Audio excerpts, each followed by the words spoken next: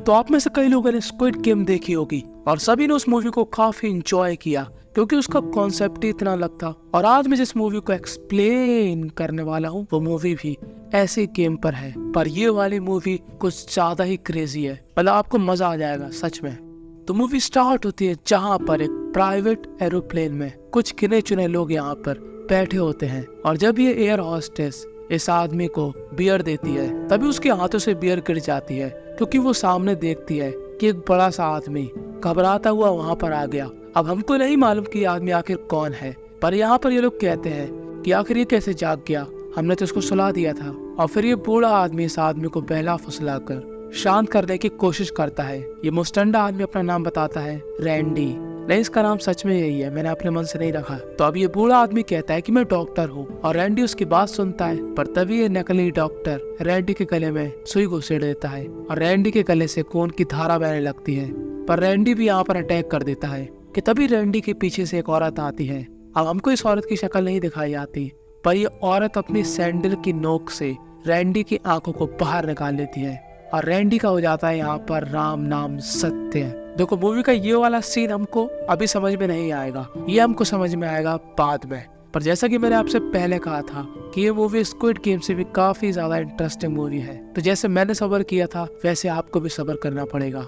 अब अगले सीन में हमको यहाँ पर एक लड़की दिखाई जाती है जिसके मुंह में फंदा लगा और वो जैसे ही उसको खोलने की कोशिश करती है वो नोटिस करती है कि उस फंदे के ऊपर ताला लगा। तभी उसको यहाँ पर एक और लड़की दिखती है जो कि एकदम शांति से दिशा का पता लगाती है कि आखिर वो कहाँ पर है। उसके मुंह पे भी फंदा बंधा होता है। अब यहाँ पर सिर्फ ये दोनों नहीं होते, यहाँ पर और भी लोग होते हैं और सभी के मुंह पर वही फंदा बंधा होता है। और इस पूरे बड़े मैदान के बीच में एक लकड़ी का बॉक्स रखा होता है और इन सभी में से एक आदमी हिम्मत करके उस बॉक्स की तरफ बढ़ता है। अब बाकी मेंबर्स बोलते हैं कि उस बॉक्स के पास मत जाओ, क्या पता उसमें कुछ डेंजर चीज हो, पर यह आदमी किसी के नहीं सुनता। और जैसे ही वो उस बॉक्स को ओपन करता है उसमें से निकलता है सुअर का बच्चा। पर इस लकड़ी के बॉक्स के अंदर कुछ और भी होता है और ये आदमी जैसे उस चीज को निकालता है वहाँ पर होती है तरह तरह की वैरायटी की गन्स और चाकू। और अब ये सभी लोग दौड़ लगाकर उन हथियारों को लेने लगते हैं। पर तभी इस लड़की की नजर उस बॉक्स के ढक्कन के बीच वाले हिस्से पर चिपकी पर्ची पर जाती है जिसके अंदर चाबियां होती हैं और ये सभी लोग मिलकर अपने मुंह का फंदा खोल लेते हैं। इस कोरी लड़की को यहाँ पर एक लड़का भी मिलता है जो कि काफी हैंडसम होता है इसके हिसाब से। तो देखो अब आपको लग रहा होगा कि मूवी के मेन कैरेक्टर यही दोनों होंगे, पर भाई साहब ये मूवी ऐसी है ना कि आपको झटके लगते रहेंगे बीच बीच में, बिल्कुल भी बोरिंग नहीं करेगी ये मूवी। तो देखो आप सभी लोग यहाँ पर हथियार चुन लेते हैं और ये बूढ़ा आदमी इस लड़की को भी हथियार देता है, कहता है कि तुम भी चलाओ, क्या पता तुम्हारे सामने कोई दुश्मन आ जाए। और ये लड़का उसको सिखाता है कि कैसे गन चलाते हैं। कि तभी यहाँ पर अचानक से फायरिंग होने लगती है, ज्यादातर लोग इधर से उधर हो जाते हैं और ये दोनों ही एक साथ होते हैं। पर तभी पता क्या होता है जो हम लोग सोच भी नहीं सकते, पट से इस लड़की के हेड पे हेडशॉट गलता है और ये लड़की वहीं पर निपट जाती। और ये लड़का पूरी तरीके से घबरा जाता है कि ये तो मर गई। यहाँ पर एक और लड़की होती है, वो जहाँ से फायरिंग हो रही थी उसी के सामने से भागना शुरू कर देती है, पर वो गलती से गड्ढे के अंदर गिर जाती है। और अब ये लड़का सोचता है कि मुझको इस लड़की को बचाना ही पड़ेगा और हमको भी लगता है कि गड्ढे में गिर गई, छुपी होगी शांति से। पर जैसे ही लड़का वहाँ पर जाता है हम लोग क्या देखते हैं कि उस गड्ढे के अंदर 6 बड़े बड़े नुकीले कीले लगे होते हैं और बेचारी इस लड़की की पूरी बॉडी में बड़े बड़े होल हो जाते हैं। पर ये लड़का फिर भी उसको वहाँ से निकाल कर आगे बढ़ता है। पर तभी इस लड़के का पैर यहाँ पर माइन पर पड़ जाता है और इसकी भी ऊपर का टिकट कट जाता है। अब मेरी तरह आप भी जिसको मेन कैरेक्टर समझ रहे थे उसको तो इन लोगों ने पहले निपटा दिया, तो आखिर मेन कैरेक्टर कौन है अब ये आपको अभी मालूम नहीं चलेगा। पर यही तो इस मूवी की खास बात है। तब यहाँ पर ये आदमी ये भी भागने की कोशिश करता है और इसको 3 लोग और मिल जाते, पर यहाँ पर ये बूढ़ा आदमी तीर से घायल हो जाता है। दरअसल इन सभी के ऊपर कोई अंधाधुंध हमला कर रहा था। ये आदमी कहता है कि एक तरह का खेल है जिसका नाम है मैनर गेट। मतलब इस गेम में ऐसा होता है कि लोगों को चुना जाता है, ठीक है, और एक जगह पर जाकर पटक दिया जाता है हथियारों के साथ और फिर उनका शिकार किया जाता। तब ये तीनों यहाँ से भागकर पास की एक शॉप में जाते हैं और शॉप के अंदर होते हैं सीधे साधे बूढ़ा और बूढ़ी जो सोचते हैं कि ये तीनों यहाँ पर चोरी करने आए। पर ये आदमी कहता है कि मुझको फोन चाहिए क्योंकि मुझे पुलिस से बात करनी है। और जब ये आदमी पुलिस से बात करता है तो पुलिस काफी अलग तरीके से बात करती है। उसे समझ में नहीं आता कुछ कि यार ये कैसी पुलिस है, क्योंकि यहाँ पर जितने भी लोग आए थे उनमें से किसी को भी नहीं मालूम था कि वो आखिर कहाँ पर है। अभी लड़की यहाँ पर कुछ भी खा रही होती है कि तभी इसका गला दर्द होने लगता है और मुंह से झाग निकलने लगता है। और जैसे ये आदमी बूढ़े आदमी की तरफ देखता है, ये लोग क्या देखते हैं कि बूढ़ा और बूढ़े के मुंह पर मास्क होता है और वो लोग यहाँ पर जहरीली गैस फेंकते थे और इससे पहले ये बूढ़ा बूढ़े को ये मारे, बूढ़ा बूढ़ी इन तीनों को निपटा देते हैं। मतलब ये बूढ़ा बूढ़ी भी इस गेम का हिस्सा है, पर इनका काम है शिकार करना। अब ये तीनों की लाश को ठिकाने लगाकर दुकान को एकदम चकाचक कर देते हैं पहले जैसा। कि तभी यहाँ पर इनकी बॉस का कॉल आता है और वो कहती है कि हमने काफी लोगों को मार दिया, सिर्फ 2-3 ही बचे हैं। तुम्हारी तरफ भी एक औरत आ रही है तो तुम उसको संभाल लेना। उस औरत का नाम है स्नोबॉल। मतलब उसका रियल नाम स्नोबॉल नहीं होता, मतलब ये गेम के हिसाब से कैरेक्टर के नाम चुनते थे। तो इनकी बॉस कहती है कि स्नोबॉल के पास कोई भी हथियार नहीं है तो तुम लोग उसको आसानी से मार सकते हो। और जब स्नोबॉल अंदर घुसती है तो ज्यादा रिएक्ट नहीं करती कि मेरे साथ ऐसा हुआ, मेरे साथ वैसा हुआ, कोई हमारा शिकार कर रहा। वो शांति से इन दोनों से कहती है कि मुझको एक सिगरेट का पैकेट दे दो और वो इन दोनों को एक बड़ा नोट देती है। और जब ये बूढ़ी औरत उसको सिगरेट और माचिस देती है और उसके बचे हुए पैसे वापस लौटाती है, उतने में ही स्नोबॉल इस बूढ़ी औरत पर हमला कर देती है और इनकी गन से पहले इस बूढ़े को मारती है और फिर उस औरत से कहती है कि सिगरेट की कीमत काफी ज्यादा है और तूने मुझे काफी कम कीमत में दी और आज यही तेरे मरने का कारण बनेगा। और इतना कहकर स्नोबॉल इस बूढ़े की बॉडी के चिथड़े चिथड़े उड़ा देती है। मतलब स्नोबॉल आम लड़की नहीं है, वो एकदम चटकी सी औरत। अब स्नोबॉल बाहर की तरफ निकलती है जहाँ पर वो देखती है कि एक कार खड़ी, पर तभी स्नोबॉल को इस गाड़ी की नंबर प्लेट में कुछ डाउट लगता है और वो जैसे उस प्लेट को हटाती है वो देखती है कि वो इस समय है क्रोएशिया में, क्योंकि ये झंडा दरअसल क्रोएशिया का है। पर इससे पहले वो इस गाड़ी का दरवाजा खोले वो क्या देखती है कि इस गाड़ी के नीचे बॉम्ब फिट है। मतलब इस एरिया की हर जगह पर चाल बिछे और स्नोबॉल उस बूढ़ा और बुढ़िया का वॉकी टॉकी अपने साथ ले आई थी ताकि जो उसको मारना चाह रहे वो उनकी बात सुन सके। अब जो इस गेम की बॉस होती है वो यहाँ पर ड्रोन भेजती है चेक करने के लिए, क्योंकि उसके बूढ़ा और बूढ़ी उसको रिप्लाई नहीं दे रहे थे। कि तभी यहाँ पर कोई इनके ड्रोन पर हमला कर देता है और ये हमला करने वाली स्नोबॉल नहीं एक और मेंबर होता है। स्नोबॉल उसको यकीन दिलाती है कि वो उसी की साइड है और जब ये आदमी उस कार में लगे बॉम्ब को देख लेता है तो वो समझ जाता है कि स्नोबॉल उसी की साइड है। तभी स्नोबॉल ने उसको बचा लिया। स्नोबॉल कहती है कि हमारा शिकार हो रहा है और हमको बच के रहना पड़ेगा। मैंने रास्ते में रेलवे के ट्रैक देखे, हम लोग वहीं पर जाएंगे। और जो इस गेम की बॉस होती है वो भी समझ जाती है कि कोई तो प्लेयर तेज निकला और वो वॉकी टॉकी बंद करवा देती है सभी प्लेयरों के। अब ये दोनों ही रेलवे ट्रैक पर भागते हैं और इंतजार करते हैं कि मोड़ पर कब ट्रेन स्लो होगी और वो उस पर चढ़ जाएंगे। अब स्नोबॉल जितनी आपको लग रही ना उससे काफी ज्यादा चटकी होती है। वो इस आदमी के सामने ही मूत्र विसर्जन शुरू कर देती। इस आदमी का नाम होता है गैरी। गैरी कहता है कि एक तरह का गेम है जिसका नाम है मैनर गेट।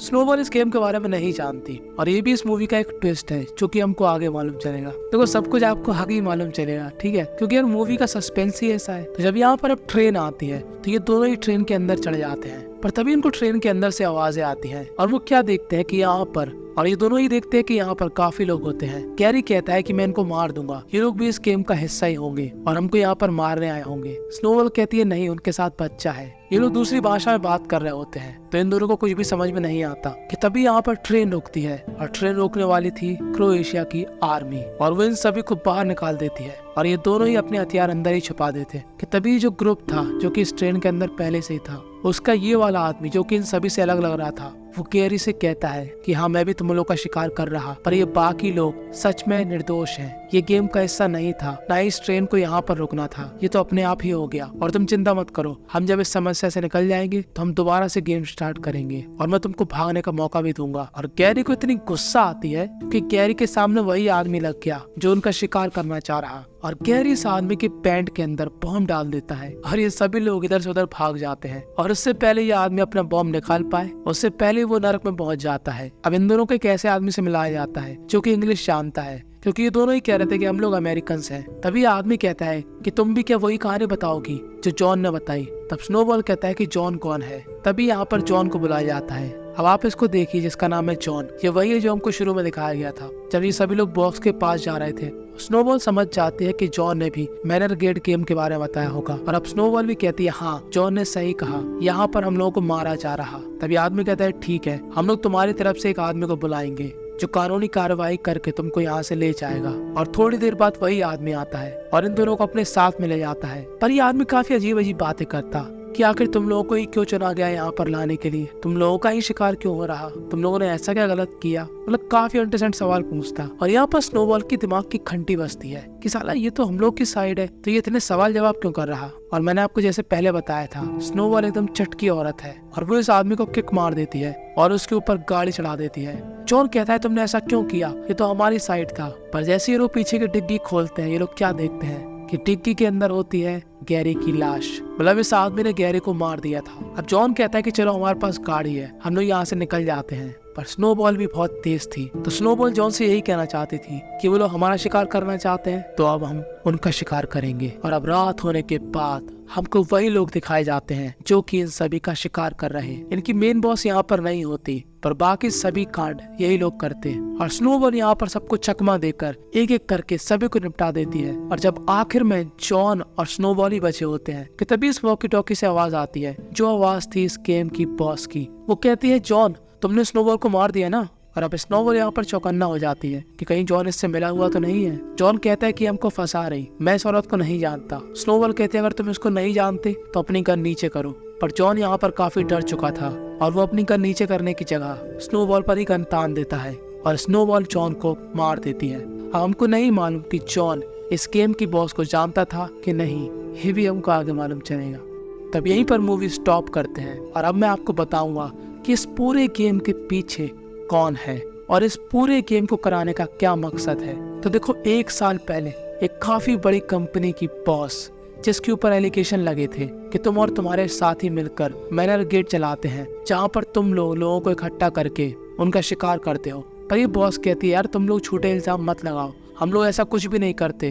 तभी आदमी कहता है कि हम कैसे यकीन मान लें कि तुम ये वाला गेम नहीं खिलवाती। सोशल मीडिया में तुम्हारे बारे में काफी चर्चा हो रही क्योंकि तुम्हारी व्हाट्सएप चैट लीक हो गई जहाँ पर तुम मैनर गेट की बात कर रही थी। तभी औरत बोलते है कि उस गेम के बारे में हम लोग ऐसे ही बात कर रहे थे, हम लोग की कोई सीरियस बातचीत नहीं चल रही थी। तभी आदमी कहता है कि वो मुझको नहीं मालूम, पर अब सोशल मीडिया पे काफी लोग तुम्हें गाली दे रहे हैं, काफी लोग भला बुरा बोल रहे हैं और उनको यकीन नहीं है कि तुम निर्दोष हो। अब इसीलिए हमारी कंपनी को नुकसान होगा, तो तुम कुछ दिनों के लिए अपने घर पे रेस्ट करो। और इस बॉस को ये बात काफी बुरी लग जाती है और अभी अपने सभी साथियों के साथ मिलकर प्लान बनाती है कि जितने भी सोशल मीडिया पे लोग हैं जिन्होंने उसके बारे में गलत गलत बातें करी कि वो मैनर गेट खिलवाती है, उन सभी को पकड़ के लाया जाए। और जैसा उनको लगता है अब मैं वो असली में करूंगी। यानी कि औरत काफी गुस्से में आ चुकी थी क्योंकि वो ऐसा कोई भी गेम नहीं खिलवाती थी, पर फिर भी लोग उसके बारे में काफी गलत गलत बोल रहे थे। तो वो सच में डिसाइड कर लेती है कि अब तो मैं वही गेम खिलवाऊंगी और उन्हीं को पकड़ के लाऊंगी जो उसके खिलाफ मुंह फाड़ रहे थे।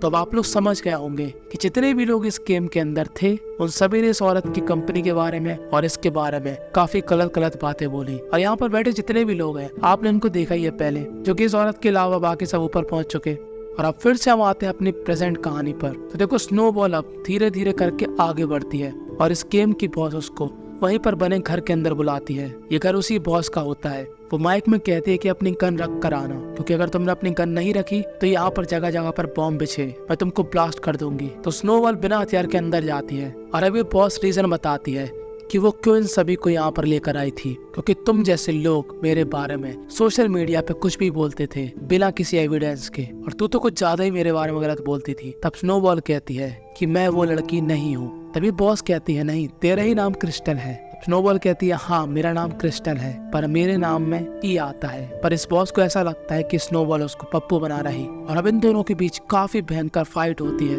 एकदम टॉप लेवल की, जंगली बिल्लियों के समान। अब इस पूरी मूवी के अंदर सभी लोग काफी जल्दी जल्दी मरे, पर भाई साहब ये फाइट इतनी लंबी चलती है ना भाई, क्या बताऊं मैं आपको। मैं सोचता आपको ही मरेगा, आपको ही बचेगा, आपको ही मरेगा, आपको ही बचेगा, लेकिन नहीं, ये लोग लड़ते ही जाते, लड़ते ही जाते, लड़ते ही जाते। और जब आखिर में इन दोनों की हवा निकल जाती है तभी बॉस फिर से एक बार पूछती है कि तुम सच सच बताओ, तुम आई वाली क्रिस्टल हो ना। तब स्नोबॉल बोलती है जो कि क्रिस्टल है, वो कहती है नहीं मैं ई वाली क्रिस्टल हूँ, तुम गलत औरत को उठा लाई थी। और इतना ही कह के बॉस का राम नाम सत्य हो जाता है। और अब अपनी क्रिस्टल एक स्नोबॉल उस बॉस के हॉट से कपड़े पहनकर एकदम रॉल में प्लेन की तरफ बढ़ती है। ये प्राइवेट प्लेन उसी बॉस का होता है, पर बॉस तो निपट गई और इस समय गन किसके हाथ में है? क्रिस्टल के। तो वो कहती है कि देखो मैं भी तुमको उतना ही पैसा दूंगी जितना वो देती थी, तो तुम लोग आज से मेरे नौकर हो। और इसी एटीट्यूड वाली लाइन से बस यही पर ये मूवी थी एंड हो जाती है। तो इस मूवी से हमको यही सीखने को मिलता कि हर एक बाप का बाप होता है, और अगर गलती से अगर आपको ऐसा गेम मिल गया